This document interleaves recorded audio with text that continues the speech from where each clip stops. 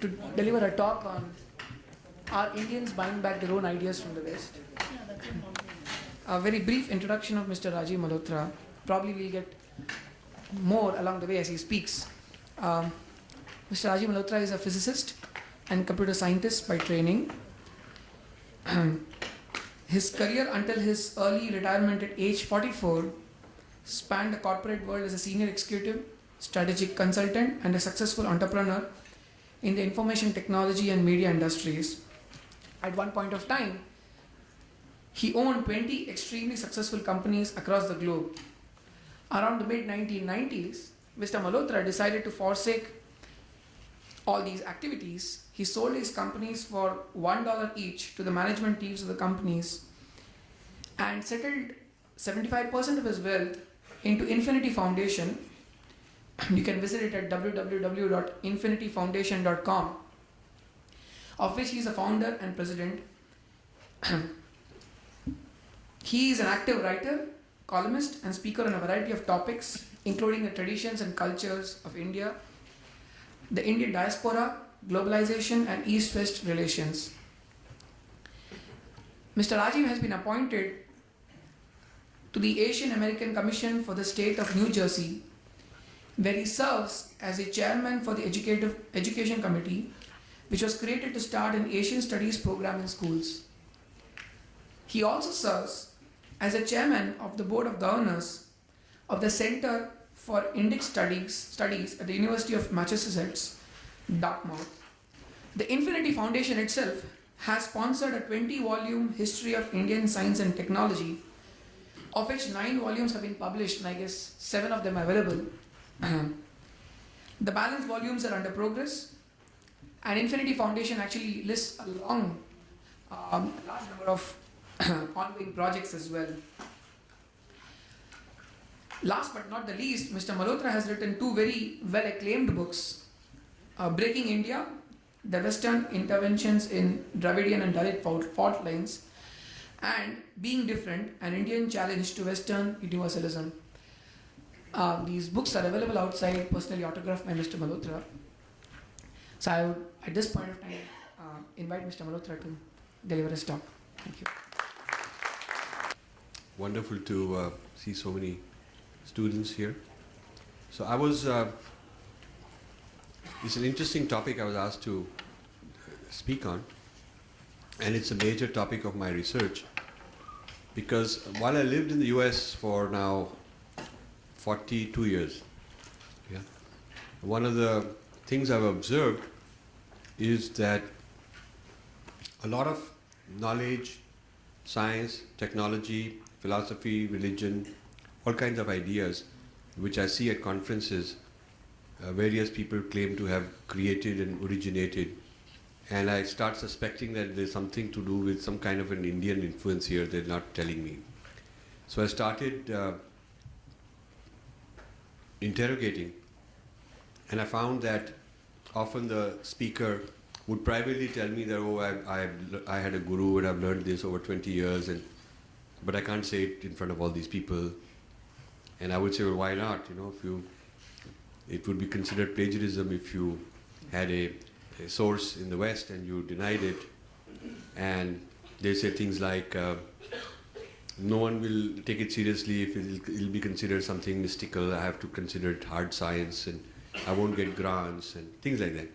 And some people even justified that they're doing me a favor. They said, but you should be glad I'm doing this, because I'm actually taking your ideas, your culture's ideas, and making them very famous, which they would never be if I were presenting them as your ideas, but if I presented my ideas, become very famous. So kind of almost like helping us by plagiarizing. So I would react and had a lot of arguments with these people online and whatnot. And so I picked up many fights, with many people. And then I started developing some theoretical model. First, the theoretical model was very simple, that you appropriate. I found there's a pattern of appropriating and then accusing the source civilization of being inferior, same time. Very interesting. A lot of people would say that the reason I'm repackaging it as something else is because then it's going to be free from the taint of caste system and all the poverty and all the kind of, they wouldn't say it in so many words, but things that they would consider primitive. So I'm disassociating it from the negative baggage and putting it into a new context of Western science or Christianity or something like that. And so the more you appropriate and reclassify Indian thought as non-Indian, the more you deplete the credibility of Indian thought, because it's no longer got those exclusive things in it. They've been taken away. And conversely, and that makes it easier to denigrate it because it hasn't got the positive things in it. And conversely, the more you denigrate a civilization with negatives, the easier it is to justify why you are taking things away. So these two trends feed each other. Appropriating and denigrating feed each other. So I decided to do a systematic study, and I've been doing this for like about 20 years. And when I come up with an example, I go around running around chasing it down. Sometimes I have to go to different countries and whatnot. I wrote an article. I called it the U-turn theory. And I presented the U-turn theory several times, and it's expanded ever since. The U-turn theory basically says that many of these fit the following pattern, that a person goes through various stages. Stage one, when he is very loyal to the Indian tradition. He may even have a guru, he may get initiated, he may live in here, he may live in ashram, he may wear Indian symbols, he's very Indian, very Hindu or something like that, very native. And he respects the sources. That's stage one. Some people are loyal to stage one and don't change, but a lot of the people do. And then stage two is when they decontextualize, they remove the Indian context. It's generic spirituality, it's found everywhere. They remove the Sanskrit terms, they remove the historical context of India. So now it's considered sort of universal ideas. Jung did a lot of that. Carl Jung took a lot of ideas from Patanjali Yoga Sutra and Tantra and Kundalini, and he came up with Jungian kind of ideas. He did quite a lot of that. And there are many examples of people who've done that. And they'll justify it by saying that we are actually taking your culture and making it universal, making it more accessible, because they will not understand it very well or appreciate it if it's presented as something of India, but when it's presented not as of India but universal, which to them means Western, then it's going to become more popular. This argument is given to popularize yoga, to remove it from its roots and the philosophical premises, then it can be marketed more easily, for example. So then there's some of them who move to stage three. And it's not necessarily that the idea moves through the same person. Sometimes what happens is a particular pioneer from the West is in stage one, and his students or his followers or other people who read his stuff, they take it to stage two. The original person is loyal to stage one, but he's writing, and others who did not have the same experience he did at the source, they just take his ideas and remove the context and come up with something stage two. Similarly, from stage two to stage three need not be the same person. It could be somebody else in the West who reads some stage one work or stage two work, and then this I call stage three, I call recontextualizing. Recontextualizing as Christian yoga. There's a whole movement in the West called Christian yoga. There's hundreds of centers called Christian yoga. A lot of yoga centers used to be stage one. They had a guru and they had this Satchitanand or this guru or that guru.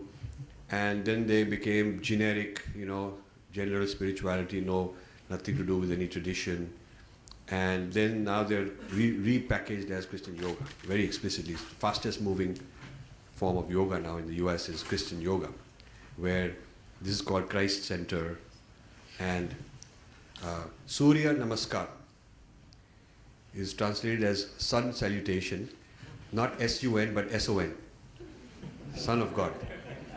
So it's salutation to Jesus, salutation to Son of God. So Surya Namaskar is sun salutation.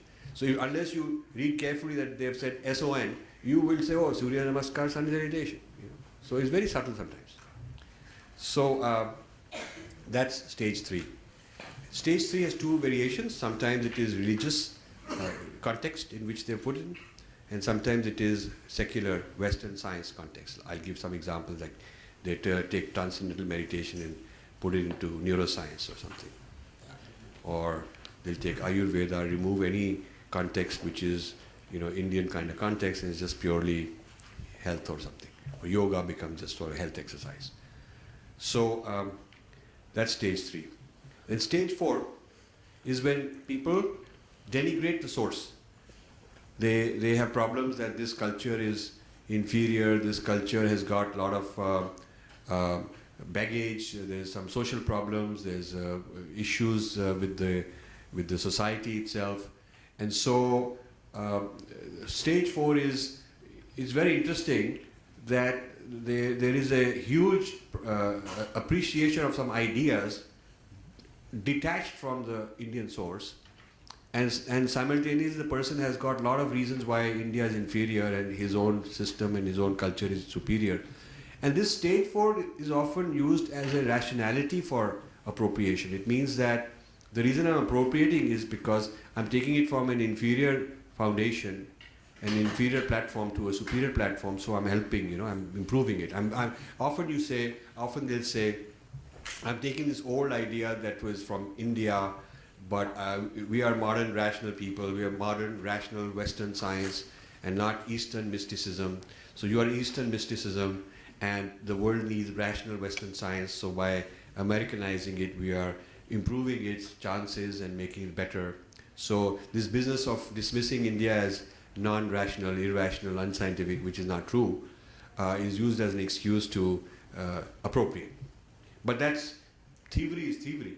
I mean, if I steal your stuff and say it belongs in my house, I've got a better house, your painting will look better in my house, that doesn't justify it. And if you plagiarize somebody's idea, no matter how brilliant you are and how famous you are and how good your funding sources and your laboratory is, and all your arguments that, it will be better in my hands, I look after it better, the point is you have to still, admit to your sources, otherwise it's plagiarism. So I just thought I want to demand a level playing field. And so I started this kind of study. And so stage 4 is the denigration of the source. And then the worst of all is stage 5. Stage 5 is that this new thesis, this new point of view, after it's been westernized, is re-exported back to India. And Indians love to have it as some American stuff we got. So, and of course, anybody who's franchising has to have franchise operators locally. So the Westerners find some eager Indians who are very happy to market it. Like a friend of mine with whom I went to school in Delhi, and then I went to college with him. We did physics honors in St. Stephen's together. And then he went to the US with me, and so we were together, very good friends. And now he lives in Hyderabad, and he's some big shot, some company. So he was visiting, and he said that he and his wife are finally found a profound worldview, which is philosophy, spirituality, which is healing, diet, everything combined. And I said, wow, that sounds very exciting, tell me about it. And he says it's got this name called Anthroposophy. Anthroposophy. How many of you know about Anthroposophy? Anyone? Nobody. Okay, one guy. Okay, good. So it's very good, and there's some lady who's in charge of India, and she's got it from this place in the US, and she's marketing it, she's setting up all these centers, and they have seminars, they change your diet. And he says there's some resemblance with some Indian thought also. So I said, Anthropo, he was very surprised that I knew so much. I said, it was started by a man called Rudolf Steiner. He said, yeah, how do you know that? I said, yeah, I have his autobiography, probably.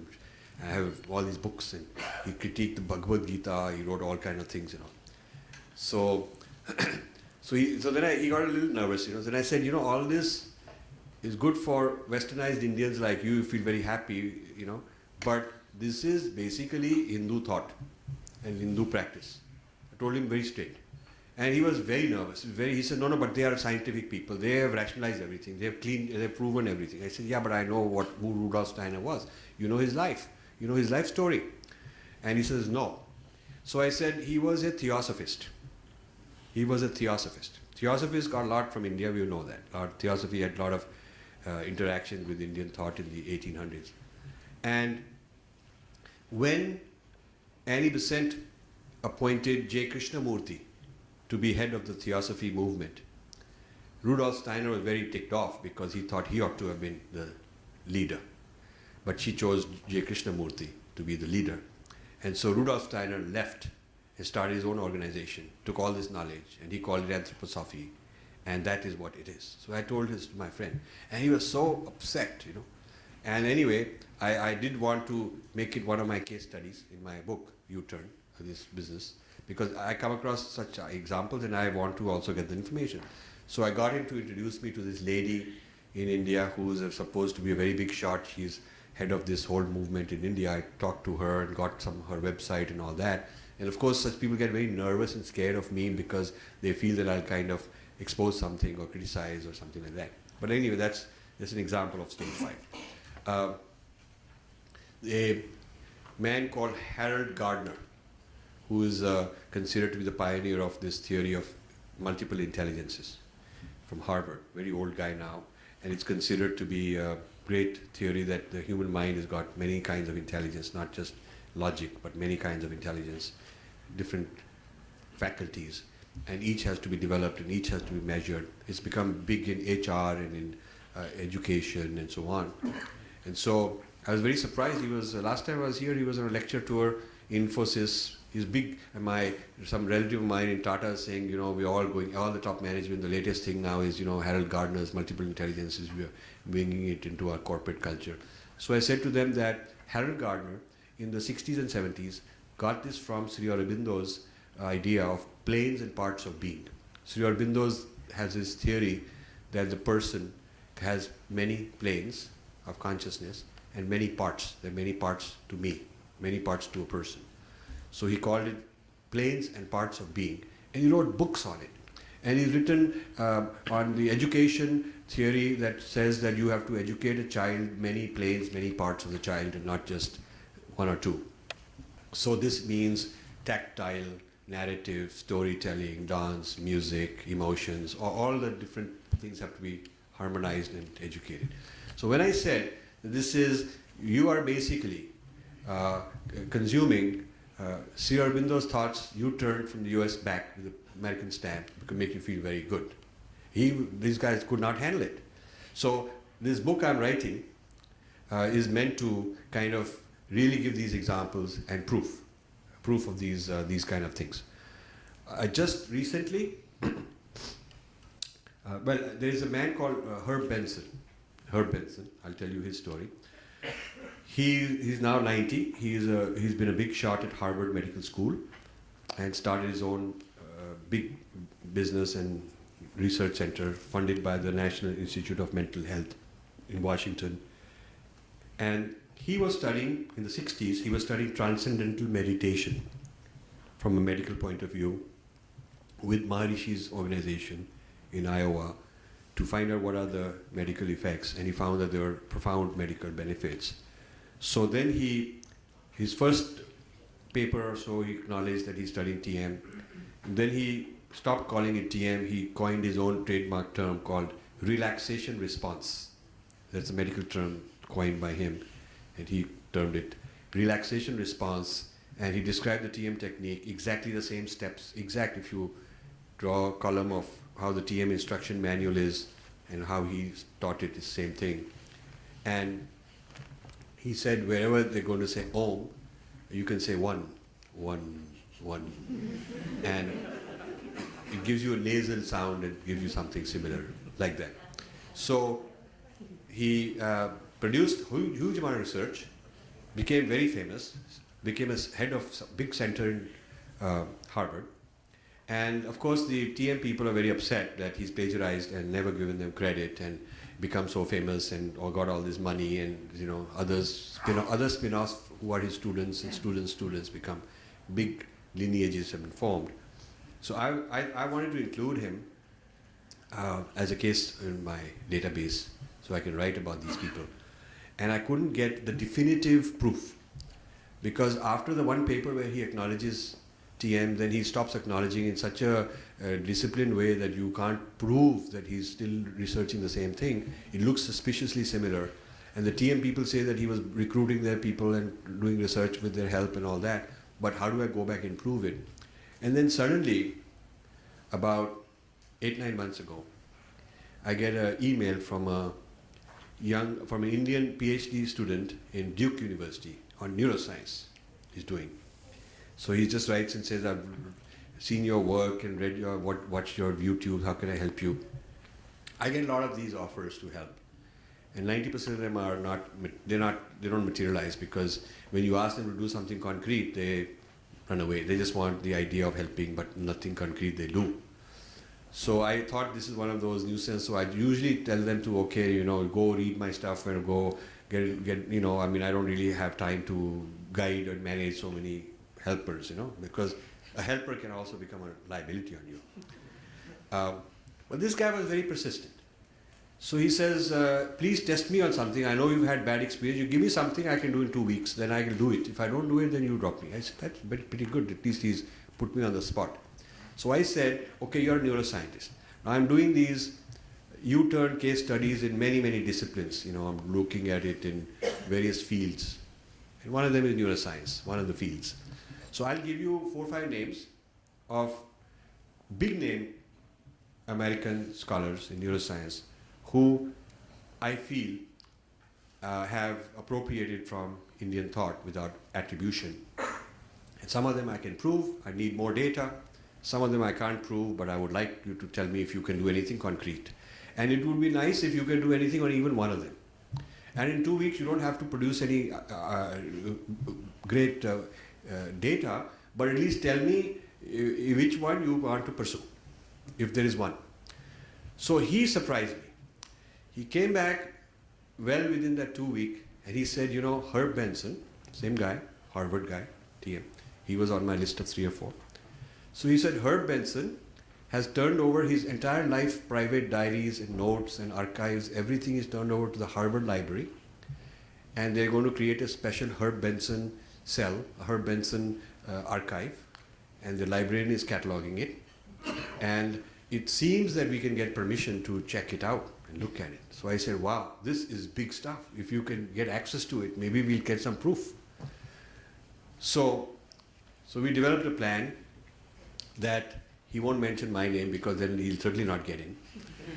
And I said, whatever it costs, whatever they're charging for photocopies, because they said they charge so much per page and all, we will pay you that, you pay your expenses. You just figure out a way, tell him it's part of your neuroscience research and it'll make Herb Benson famous. And of course, when I write the book, it'll make him famous. So he went there, and there are 20 or 25 boxes of these things. And each box, they have a list of all the contents, folder, correspondence with Prince Phillips on the importance of studying Indian yogic traditions for Western medicine. I said, wow, he's written correspondence with Prince Phillips on this. I want to get a copy of this letter. Because, imagine my list of exhibits in this research would be so phenomenal. And research application with some big research foundation, grant foundation, filing patents here and there. I mean, it seemed like he had a lot of stuff there that he had.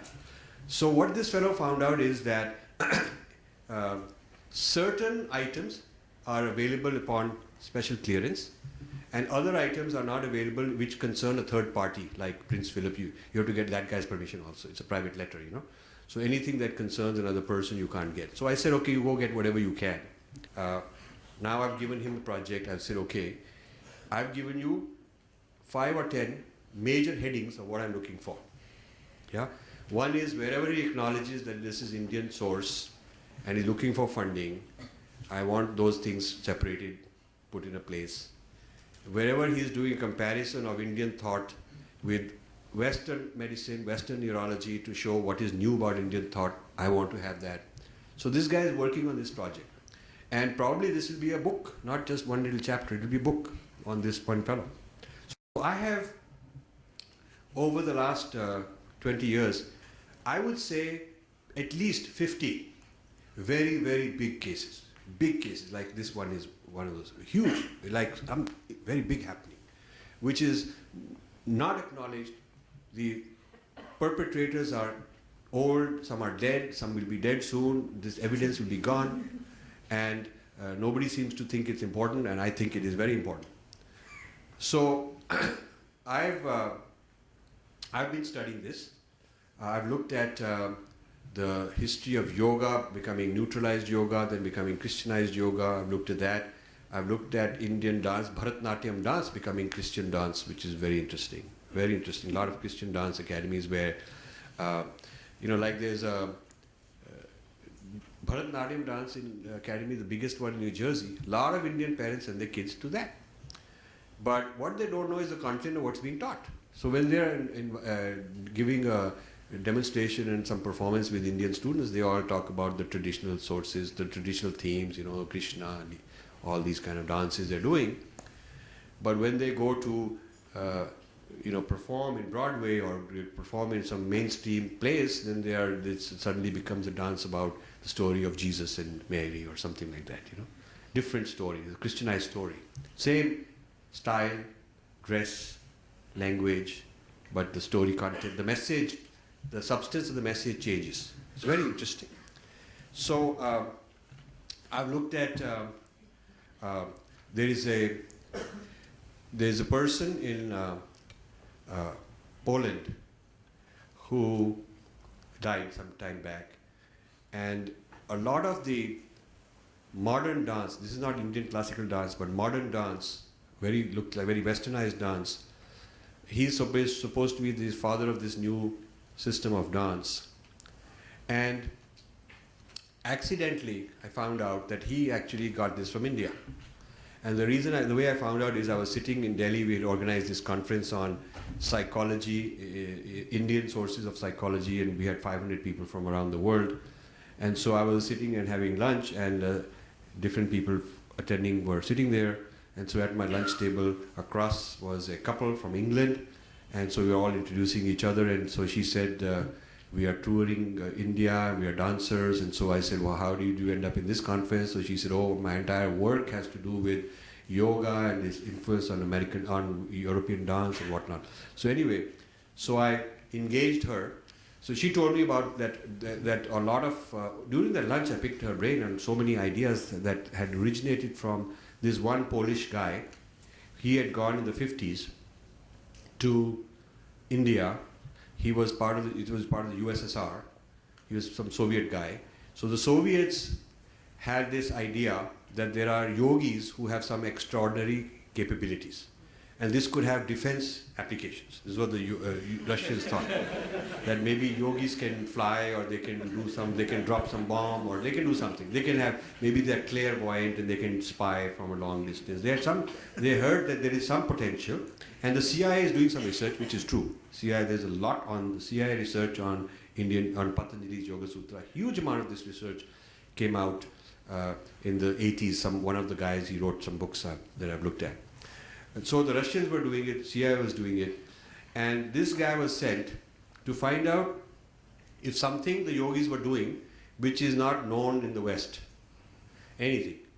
So he came back and said that there is one thing he found, that these guys have extraordinary memory. They can memorize 100,000 verses and recite it. Because he found some guy could recite Mahabharata or something. Some guy could recite. They have huge memory. And he was a neuroscientist, so at that time they were not sure how this is working, how the mind is able to do so much. So anyway, he was sent back to understand how these yogis are learning, how their memory is, and so on.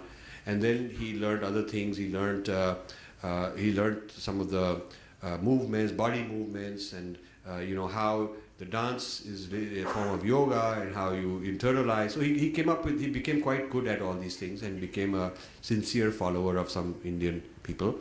And then when he came to the West, and after the Soviet Empire and all that finished, he started a lot of academies in Europe, and some of those people went to the US. So what this lady was telling me is that this one man brought knowledge which spread into many European and American dance centers, and it's become very popular kind of dance, and it is considered like the cutting edge of Western dance. It's not considered Bharatanatyam, not the other example, but it's considered Western dance. But there are a lot of ideas they got from yogic people. So I gave this lady a grant. I said, would you be willing to go to all the sources where this guy was? And some of that was in Polish, some of it was written in Italian, different languages. And so I said, you get me all that. And there were some videos, and we had to pay money to change the format and get permission. So her job was to do all this. And she compiled everything. It was very nicely done. And then when she came to New Jersey and asked me, and gave all this to me, and I said, now I'm going to take this research material and write something. She wanted to know what will be the outcome, like what is the point, what am I doing? So then I told her my U-turn, and she was very upset because it affected her. So then she said, oh, I have to think about, whether it's a good idea for me to help further. So I said, because a lot of people are doing it unconsciously. They're part of this U-turn, this machinery, and they're good people, but they have never thought about it. So when they hear me, then they reflect on it. Some of them stop doing it. Some of them start acknowledging. So I am very open in saying that I intend to write about these things, very forcefully. So anyway, to make a long story short, she wrote back after she went to UK saying that I'm now very troubled by what I've done because it was sort of almost like I betrayed my culture by giving this guy data. And now he's going to, all these dancers and all these dance academies she's part of, now it'll all look like something. So I try to tell her that truth is always a good thing, and whether it came from country X or country Y shouldn't bother you. You should be very happy to acknowledge it. Why is there a problem? But anyway, we parted company. So I've had these sort of experiences, and this year I'm going to write 2 books. 2 books I'm going to write on Buddhism's influence on Western neuroscience and cognitive science, and psychology and philosophy. So I'm going to take that particular domain and write 2 books. The reason I picked Buddhism, even though there's many more examples from Hinduism, is that the Buddhism evidence is more recent and acknowledged. In other words, the people who are followers of Dalai Lama tend to be quite loyal to him, Westerners, they tend to be quite loyal to him. So while there is the camp that are plagiarizing and not acknowledging the source and turning Buddhism into what they call westernized, secularized metaphysics, you have an equal number of Western Buddhists who are also loyal. So I'm able to get allies. So the strategy is to start the war in a front where I can get people of their side to be on my side. Then I can have a first battle I can win. So if I win the first battle with their help, then further battles become easier because I'm building on top of it. So I have a list of, within these 2 volumes alone, I have a list of about 30 major thinkers in the West, who are considered pioneers in certain fields, pioneers, big names, who were deeply influenced by Buddhist thought. Some of them very officially acknowledged it, some of them sort of indirectly. And over time, their students, their followers, people who continued that work, the readers, kind of watered down, diluted, and then faded away the Buddhist influences. And some of them started connecting it with Plato or with some Western thinker somewhere that, it resembles that, he must have been influenced by that kind of thing. So I'm going to be doing that. Another interesting example is from the world of products, making billions of dollars. I was about 10 years ago, there's a spa in Rishikesh called Anand Spa. It's a 7-star spa, health resort, on the way to Gangotri. Any of you been to Anand Spa? You've been to Anand Spa. Okay, good. Good. Huh? I'm an architect, so I follow research regarding how they make a spa. So Good. Well, you must have enjoyed the spa also. I'm sure. Yeah. Okay.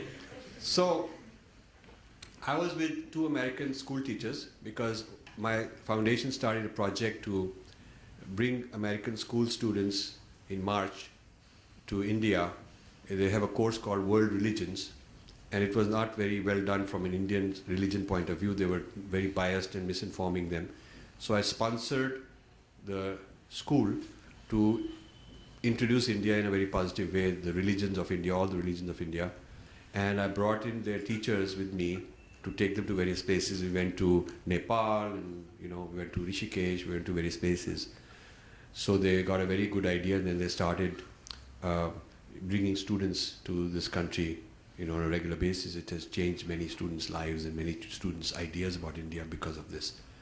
So when I brought them, we went to Gangotri, and we were very tired and all that. We were coming back, very tired. We thought, we just need a place to just chill and relax and just, And there was this huge big building. We didn't know anything about what this is. So we went and asked the gate man that we just want to eat something, and he said, you come inside. So he brought us inside. Actually, that was Anand Spa before it had been opened. But in India, when there's a couple of white guys with you, they let you in anywhere. Yeah. I mean, I'm sure if I were there by myself, they'd say, not open yet and all. But they let us in. So we went there, and we stayed a couple of days, just to sort of relax before coming back to Delhi. And so I decided I'll try this Ayurvedic treatment. And so I went and got this Ayurvedic massage. And this technician, he's telling me, he's saying that, I'm telling you about my interests, and he's telling me about his background. He's from Kerala, and he's doing this spa massage. So he's telling me that, I was telling him Ayurveda is great, Ayurveda has become very important, and I was pro Ayurveda in my conversation to him, thought he would appreciate it. He said, yes sir, but now we are going beyond Ayurveda. So I said, beyond Ayurveda? He said, yeah, our products are Aveda. Aveda, sir. Aveda is beyond Ayurveda. So I said, this is interesting. Where do you get these from? He said, we come to get them from America. It's a big company. You get them, big company. They came here, they trained us all. We sell their product. We have a lot of training going on. Now this is right up my alley. So I have to, now rather than enjoying the massage, I'm thinking of how do I get So I'm saying, can you give me a sample? Because if the sample will have an address, I'll go find out the address. Then I'll figure out who these people are. And so he gives me, after my massage is done, he gets me, I bought one sample. So I went to the US and I did a lot of research on Aveda. Aveda is short form for Ayurveda. Aveda. Yeah, it is short form for Ayurveda. And an American couple, about 25 years before this event, they were visiting India regularly. They had a guru, they were doing this yoga, they were hippies, they were doing Hindu stuff and all. And one of them fell ill, and so some local Ayurvedic doctor gave them something and they felt well. And so they were very impressed. And they took a bunch of samples with them and sold it to friends. They also liked it. So next trip they decided that we'll take our suitcases back with Ayurvedic stuff, sell it, pay for our trip. And after doing that, they started getting shipments. And then they would package it nice, fresh, nice, beautiful packaging. And they came up with Aveda. And so I met the owner, and I was introduced to him by somebody. And he'd become billionaire, very rich by then. So he was telling me his story, very proudly, telling me that I love India. He knew a lot of mantras and Sanskrit, and he was well-informed guy. And I'm very much on board. I love this and all that. So after a few such trips and packaging material, they brought a few Ayurvedic doctors to the US. Of course, they made out nicely financially on a personal basis, those doctors, to become their experts. And they went and got clippings from farmers, started growing the whole thing in California. So they have a huge farm, so they don't need anything out of India. They've transferred the knowledge and the science and everything. So what I asked him is, how much royalty did you pay? And he was very surprised, very embarrassed, because obviously he didn't pay anything. So I said, but that is know-how, that is medical know-how, that is botanical know-how. And if Indians were to do this to some American technology or science and got away with it, it would be a very big scandal. You go sue them and take them to some WTO or whatever. But the point is that this is intellectual property. So he was also giving this argument that no, I'm a good guy, I'm popularizing Ayurveda, I'm making it famous. I said, yeah, but any guy who steals and makes it his own and starts selling it could say, I'm making you famous. I mean, I could sell some software and I could tell those guys I'm making you famous because I'm stealing the software. But that doesn't work. So I had this big discussion with him. And then I found out that he had sold his company, Aveda, for a huge sum of money to Estée Lauder. Estée Lauder is a French cosmetics giant. Cosmetics giant is the largest cosmetics company, women's cosmetics in the world, Estée Lauder. They own many kind of famous products that women have. And Aveda is their organic, this kind of plant-based, non-chemical based, herbal line. And in the recent, it was a few $1 billion of turnover. Several billions of dollars of turnovers, Aveda. Aveda is the largest Ayurvedic-based, plant-based, herbal-based, fully organic, cosmetic, hair products, skin products, this kind of stuff, massage oils and all that. So it's the biggest in the world. And they have centers, they have consultants, they have trained people, they're a very big deal. But when you go and get the treatment from the local, like in Princeton, there is some place where women go and they get this treatment. So when you ask any of those people who are doing this treatment that if they know anything about Ayurveda or is this from Ayurveda, they don't know anything. But of course this owner who sold it and made billions, he will tell you great things. So somewhere in the transmission, that source is lost. The royalty is lost, the credit is lost, the acknowledgement is lost. And the farmers of Kerala are not making any money because it's all being grown in the US. So that's also an issue. So it's biopiracy, in a sense, biopiracy. So I've done this I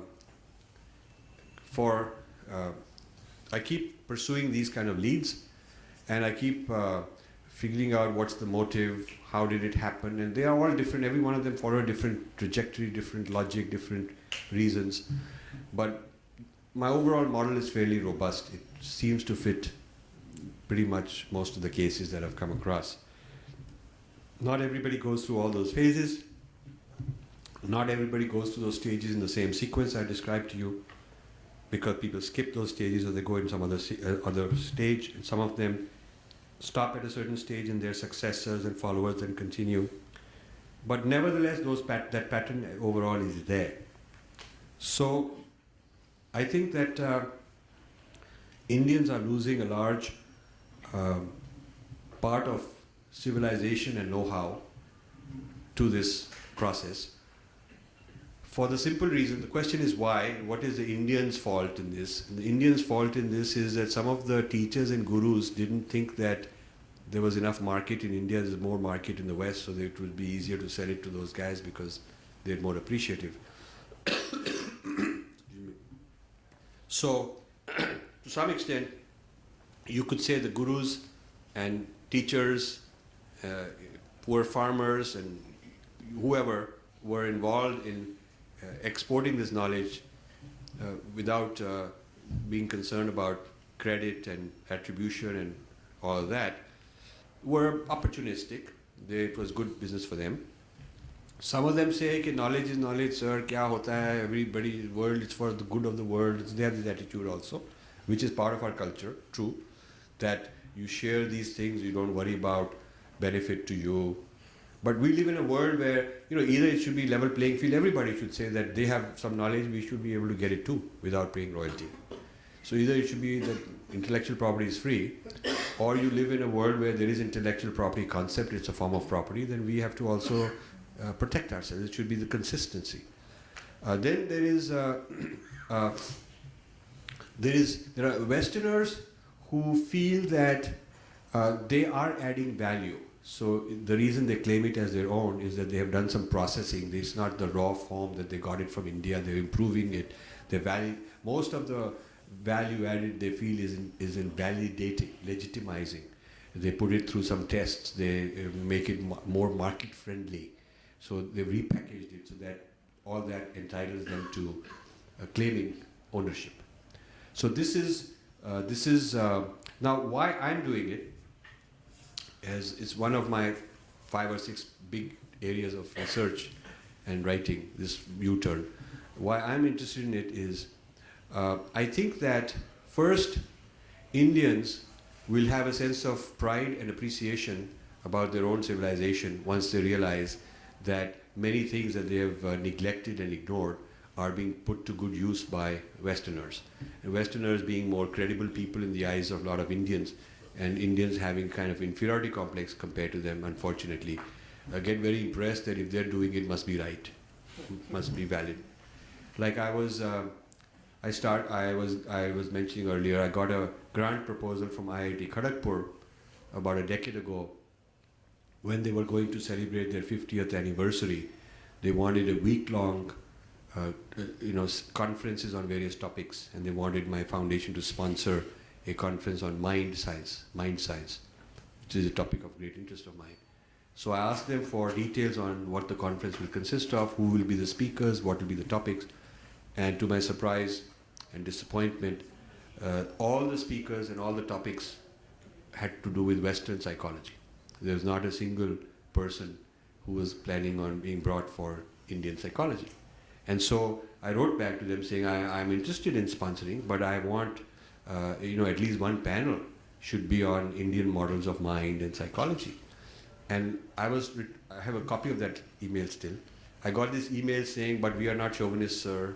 We are scientific people, so we are not political. So they thought there's some kind of a political, thing that I'm bringing in, I mean, these are IIT Kharagpur people. They're supposed to be intelligent. And they're organizing a conference on mind science. They ought to know better that there are Indian models of mind science. So I knew that there is this white superiority kind of business in Indians' minds. And in my business days, I used to use this quite a lot. I used to always bring some white person with me to do business in Asian countries, especially India. They would give appointments very quickly. I remember I used to go to VSNL. I used to go to VSNL here in Mumbai before it was purchased by somebody else. Tata, somebody else bought it. Tata's bought it. Yeah. It was VSNL, the chairman of VSNL. I used to have meetings with him. I had my own company, and I had a collaboration with AT&T. We were partners in some revenue sharing deals, and I was taking it to various parts of the world. In India, and this is before the NRIs became very famous. I was not one of those in the billionaire generation. I exit before. If I had stayed 3-4 more years, then the values went way up, But I exit before all that happened. So Indians were kind of Indians, But you bring a white guy with you, then suddenly value is very high in terms of importance. So I discovered this because once the person who was a very junior person from AT&T, a woman, she was very junior. My interaction would be her boss's boss, And so she came because she was part of traveling around, so she also decided to tag along. So we were sitting in this VSNL meeting, and here's this chairman. I'm the person he's supposed to interact with. He just seems to be there, but he's just going on looking at her, talking to her all the time. And then there is this, Dayanji, will you have coconut? So they bring this coconut for her, and she doesn't want this coconut. So all this natak going on. So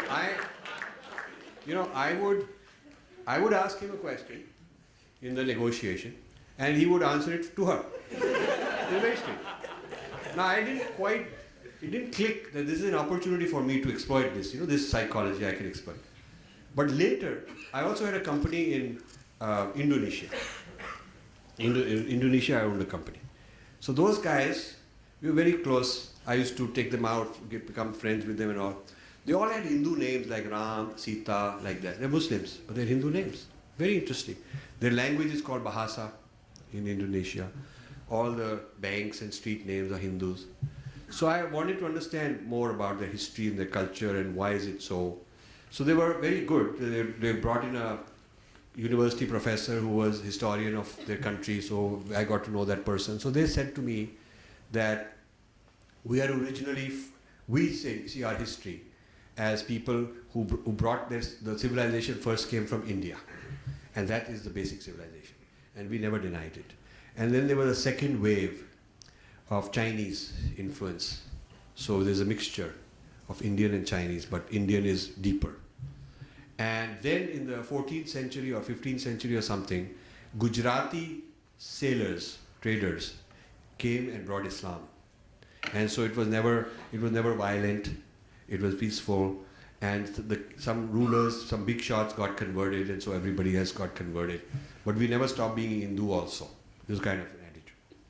And so I got to know these people quite well. And so I started, so then they started telling me the secrets of their weaknesses. So they said, you as an Indian have premium credibility among our people. I had never heard of this anywhere in the world. So he says, lowest are Indonesians in terms of, this guy, he's a professor type, so he's telling me all these things. He said, lowest in terms of our respect is the Indonesian. We think foreigner is better. So I said, that sounds familiar. So he says, Chinese is better, Indian is even better. But white guy is the best. So this is interesting. So I was going to meet the chairman of one very big holding company to do a joint venture. This guy said, next time you bring a white person with you. He was the first guy who told me. I thought this is crazy, but he said, he said all these consultants, they don't have to do anything, just sit there. So I brought some secretary type person in my office. So I said, you keep your mouth shut, you don't say anything. Because, I was concerned that these people may get in their head that they are something very important, and then they start making policy, and it's my company. And this person thinking, wow, I'm the big shot, they might start overruling me. So I said, you don't say anything, you just sit there. I'll give you a business card which says, director or manager or some nice title.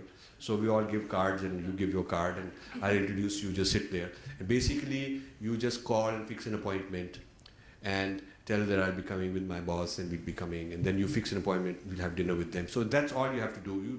You don't need to know what we're talking about. Now I found it was very interesting that it worked. It really worked. And that's when I got the idea that, I should do this in India also. So I started bringing somebody like that. Anytime I would come, I'd bring some white person. Woman even better.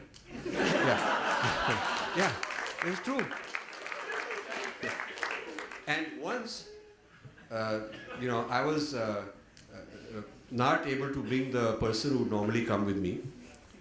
So I actually told them I need, person who can come with me and, So in Rutgers University, which is a university in New Jersey,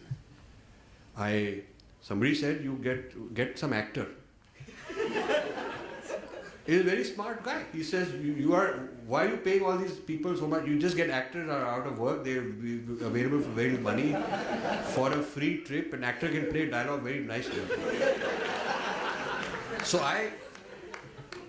once or twice I took an actress, some actor. I would say, look, you'll get your travel paid and all that. We'll give you a certain amount for 3-4 days, you'll be there. You get this much. I'll tell you a few sentences that you should learn. And you just have to say those things only. And otherwise you just look like you know what you're doing and you're very confident and you just sort of like that. But don't get into any subject matter. And this is how it worked. This complex is very serious complex. This complex is very serious complex. And a lot of my work gets plagiarized by some Western person, and Indians rather cite him. Yeah, even though he'll tell me, thank you so much, you've done this, that, I say, yeah, but you are the famous guy now. But that is our problem. That is our problem. And a talk on Indian civilization and its contributions and positive things is more difficult sometimes in India than in the West. I can say a lot of stuff in the West. I can say in the face, I can criticize, I can say that this is my critique of your traditions and whatnot. I mean, there's more objectivity, I think. Whereas here, people are very scared. They'll say, oh, we are secular, we can't talk like this. You may be called a jingoist or chauvinist or these kind of things. So I think the problems of U-turn is not something we can just blame on others only. Others are taking advantage of our weakness. So we have a weakness, and others are, they are saying, here's an opportunity, so help yourself, help ourselves to it. Also, we have to rethink the idea of intellectual property. What is property? What should be turned into property? What should be open, public domain? That's sort of a debate we need, because clearly some of our traditions are being used for medical benefits, health benefits, neuroscientific benefits, diet changes in environmental policy. There's so many areas. I know people, some of these are just sort of social, cultural things that don't have, they're not patentable, but it would be nice to acknowledge the source. Like if it were a Western source, they would certainly acknowledge the source. So a lot of these old people's homes, because we have an aging population in the US, and there's a lot of senile people, old people who are not mentally, able to function. Bodily, physically they can be kept alive with modern medicine, but the quality of life and the mental health is very bad, miserable. So they're introducing chanting, they're introducing yoga techniques, and they're introducing ideas of more holistic and graceful aging, like we have. Even the idea of joint family, people are talking that, they should not be living alone, they should be living with others. These are new things for Westerners. So there's so many areas where we are being mined for knowledge, and yet our own people have this complex that there's something wrong with us, and we have to stop being who we are and Westernize as fast as we can. So in conclusion, what I want to say is my goal in this project is that while I'm using people and exposing them, I'm not really going after them with any bad intentions. They're just an example. I have to use somebody as an example, and he's sitting around, I use him as an example. But I'm not trying to harm them. What I'm trying to achieve is that Indians should respect their own tradition more, and to revive an old tradition which has atrophied. If I can find out what's the modern application that somebody else has gotten, how he's benefiting, what are the measures, how has he proven the value of it, and if I can go backwards and trace the source where it came from, then we can reignite that source. We can probably do research on that source and make it bring and have more value than this guy took. Because this guy may have taken only what was easy to take. And what was uncomfortable, what didn't fit or didn't understand, he left it behind. So if we can go back to which particular part of our tradition this thing came from, then we can probably add value and modernize it and bring it up to speed. So that's my goal. Thank you very much.